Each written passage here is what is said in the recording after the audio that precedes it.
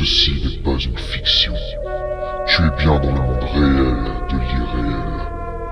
Es-tu prêt à frissonner? Es-tu prêt à affronter tes peurs? Alors, installe-toi confortablement et tremble.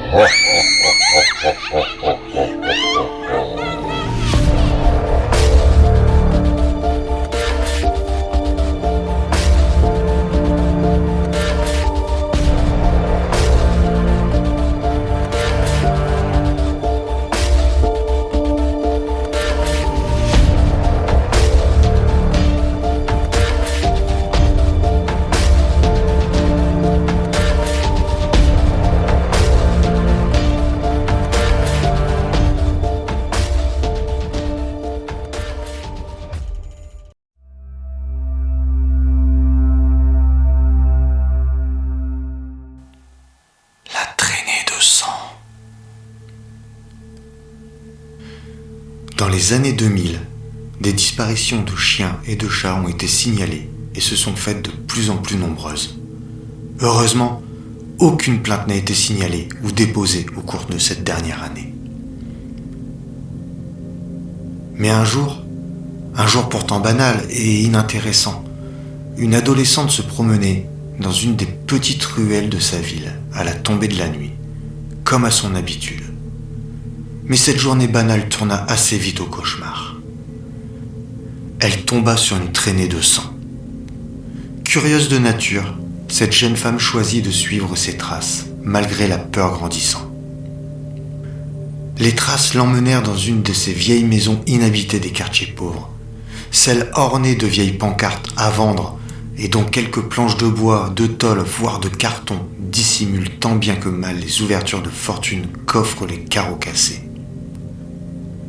Dans le doute, elle grava l'adresse dans sa tête, au cas où il lui arriverait quelque chose. La porte était fermée à clé, mais elle n'eut qu'à enlever un bout de carton vieillot pour pouvoir entrer. La maison était vieille, moisie et poussiéreuse. Une odeur de champignons écœurante régnait en maître sur ce domaine. Les traces de sang se poursuivaient dans le petit couloir qui débouchait sur la porte d'entrée. Mais de par sa peur grandissante, ses jambes tremblantes et son cœur explosant, elle se demanda si cela ne valait pas mieux de rentrer chez elle. Mais cette curiosité prenant le dessus, elle continua à suivre cette traînée sanglante. La piste la fit monter à l'étage, l'obligeant à escalader un escalier aussi vieux et décrépit que la maison, dont chaque marche menaçait de céder sous le poids pourtant peu imposant de la demoiselle. Arrivée sur le palier, elle sentit une foule de craintes l'écraser, ainsi qu'une odeur répugnante. Malgré tout ça, elle continua de suivre ses traces. Elle menait dans une chambre qui offrait un macabre et lugubre spectacle. Des cadavres d'animaux partout, égorgés ou décapités. Tous étaient éventrés et vidés. L'odeur insoutenable de leur chair en putréfaction soulevait son cœur. Il ne lui fallut pas une seconde de plus pour qu'elle se décide à rentrer chez elle. Elle décida d'en parler à sa mère. Tout ce sang et tous ces corps l'avaient profondément choquée. Sa mère eut du mal à croire les dires de sa fille et aimait l'hypothèse que seule une bête sauvage ou un monstre assoiffé de sang aurait pu faire une chose pareille. L'adolescente prit son courage à deux mains et alla ainsi en parler à la gendarmerie. Ils prirent ça pour un bête canular d'enfant et lui rirent au nez. Frustrée, elle les amena jusqu'à cette maison où elle avait vu tous ces cadavres. Mais il n'y avait plus rien. Aucune trace de sang, aucun corps. Mais une trace de griffes sur les murs et le sol du couloir d'entrée était visible. Les policiers prirent son nom, son prénom et son adresse pour infraction. La jeune fille, désespérée de passer pour une gamine menteuse et trop obsédée par cette histoire, décida de faire son enquête de son côté. Les jours passaient sans découvrir autre chose, malgré des dizaines d'explorations, de jour comme de nuit. Elle décida de laisser tomber, persuadée qu'elle avait rêvé toute cette histoire. En allant se coucher après avoir passé la soirée sur l'ordinateur, Fatiguée et ayant presque oublié cette histoire comme on oublie un rêve, elle entendit un bruit assez étrange dehors. Curieuse, comme à son habitude, et poussée par une intuition, elle décida de suivre ce bruit et de trouver son origine. Mais plus elle s'approchait et plus le son devenait sourd et grave, tel un grognement. Elle tourna dans une ruelle, suivant le bruit. Ce paysage lui semblait familier. Normal, puisqu'il s'agissait de la même ruelle. La nuit était tombée depuis longtemps, mais la ruelle était éclairée par un lampadaire, qui s'éteignit à minuit, comme le commande la centrale électrique de la ville, et la ruelle devint immédiatement moins accueillante, et de plus en plus glauque. La femme se rapprochait du coin sombre d'où le bruit venait. À côté de la maison, derrière quelques poubelles. Elle fut prise d'un tremblement en voyant la chose qui produisait ce grognement sourd. Un être squelettique et difforme, vaguement humanoïde, des bras et des jambes démesurément grands par rapport à son maigre tronc, une peau aussi sombre que le charbon, une gueule horizontale garnie de longues dents jaunes acérées et recouverte d'un liquide rouge, des petits yeux noirs malsains. La jeune adolescente se sentait si petite et fragile devant cette immense créature, probablement sortie tout droit de l'enfer. Un cri résonna dans cette ruelle sale et malfamée des quartiers pauvres de cette ville. La dernière chose que cette demoiselle vit était ce monstre se jetant sur elle. Personne ne revit ni la jeune fille, ni cette horrible créature.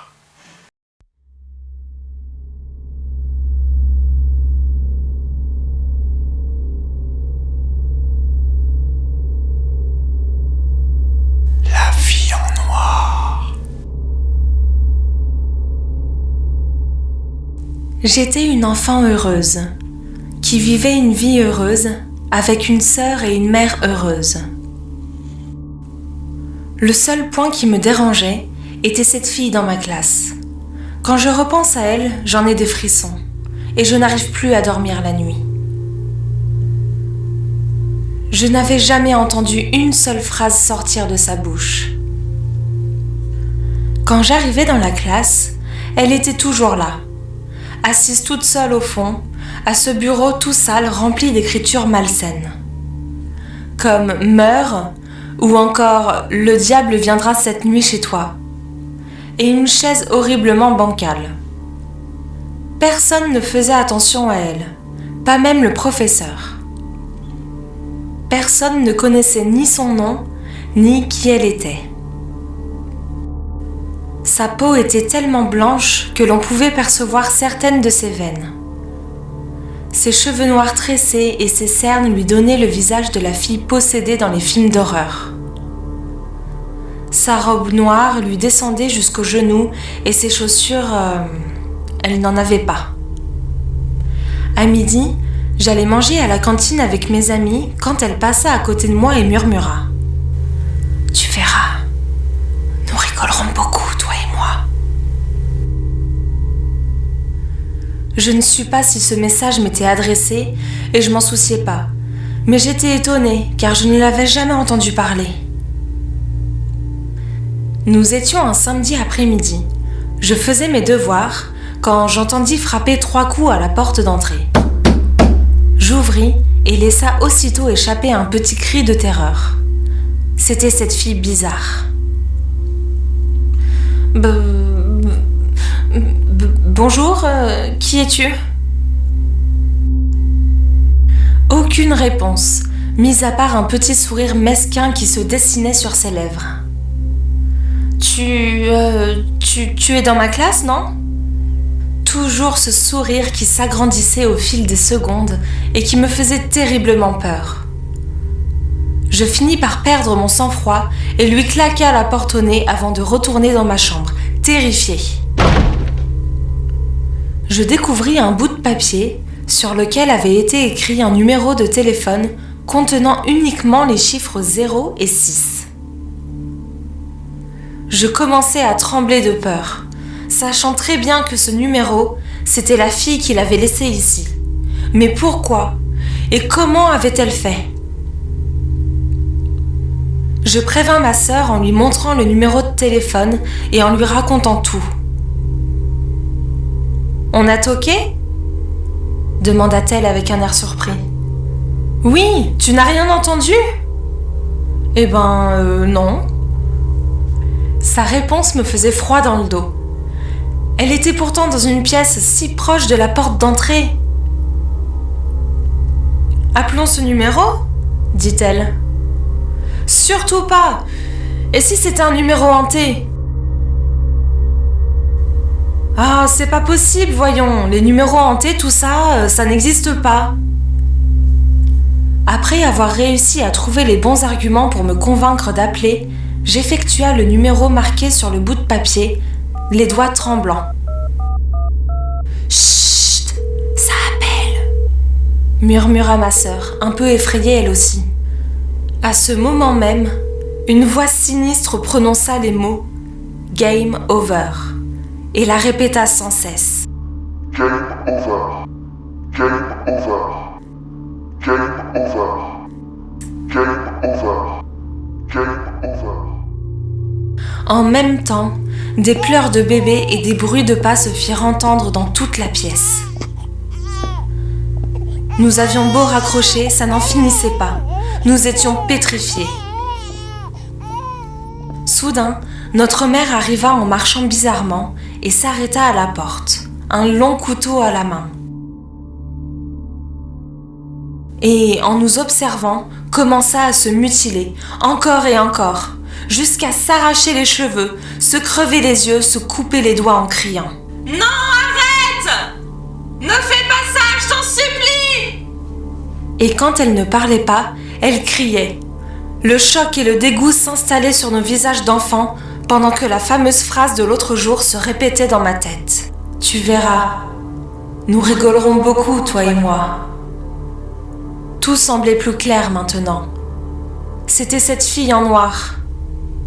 D'un coup, je sursauta dans mon lit. Ce n'était donc qu'un rêve ? Je regardais mes mains en constatant qu'elles étaient plus blanches que d'habitude. La maison était vide. Mais ce n'était pas ma maison. Je me rendis le plus vite possible à l'école, dans l'espoir de retrouver cette fillette.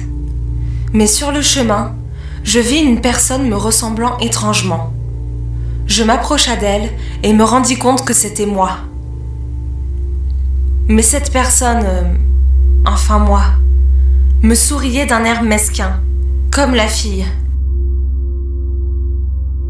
Elle passa à travers mon corps pour s'en aller au loin. Aussitôt, je me rendis compte que je n'existais plus. J'étais devenue la petite fille en noir.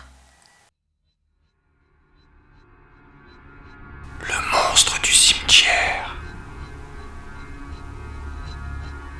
Je passais souvent par le vieux cimetière, mais une nuit d'hiver, tout a basculé. Écoutez mon histoire. Comme tous les soirs, je rentrais des cours.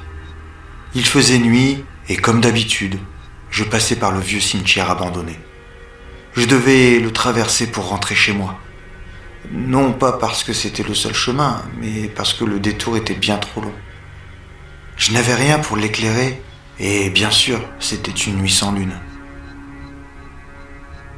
J'étais à mi-chemin lorsque j'entendis un bruit.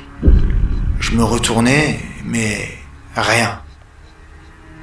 Il ne pouvait pas s'agir du gardien, car, comme dit précédemment, le cimetière était abandonné.